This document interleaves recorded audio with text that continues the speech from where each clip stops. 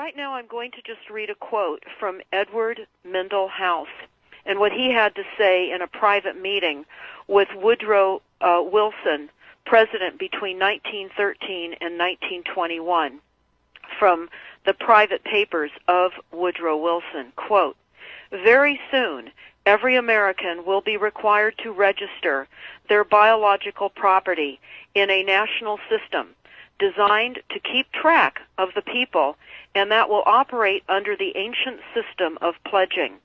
By such methodology, we can compel people to submit to our agenda, which will affect our security as chargeback for our fiat paper currency.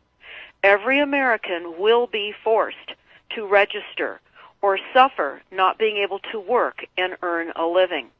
They will be our chattel, and we will hold the security interest over them forever by operation of law merchant under the scheme of secured transactions. Americans, by unknowingly or unwittingly delivered the bills of lading to us, will be rendered bankrupt and insolvent, forever to remain economic slaves through taxation secured by their pledges.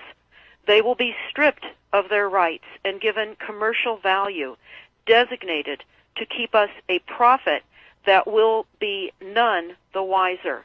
For not one man in a million could ever figure out our plans, and if by accident one or two would figure it out, we have in our arsenal plausible deniability. After all, this is the only logical way to fund government, by floating liens and debt to the registrants in the form of benefits and pledges. This will inevitably reap us huge profits beyond our wildest of expectations and leave every American a contributor to this fraud, which we will call social insurance. Without realizing it, every American will insure us for any loss we may incur, and in this manner, every American will unknowingly be our servant, however begrudgingly.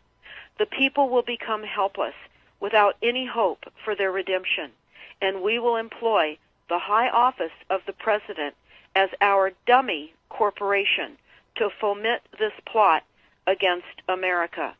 Having established plausible deniability, even if people become enlightened that they had a remedy and pursued it, the attorneys, judges, and legislators could claim that they did not understand the people's claims, especially if the technical requirements for achieving it were not followed pursuant to statutory requirements.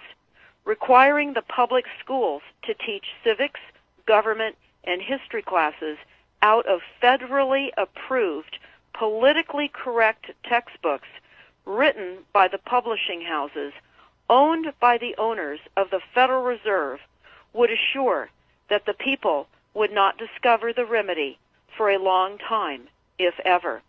I would recommend that everyone read Fruit from a Poisonous Tree by Melvin Stamper, M-E-L-V-I-N, Stamper, S-T-A-M-P-E-R.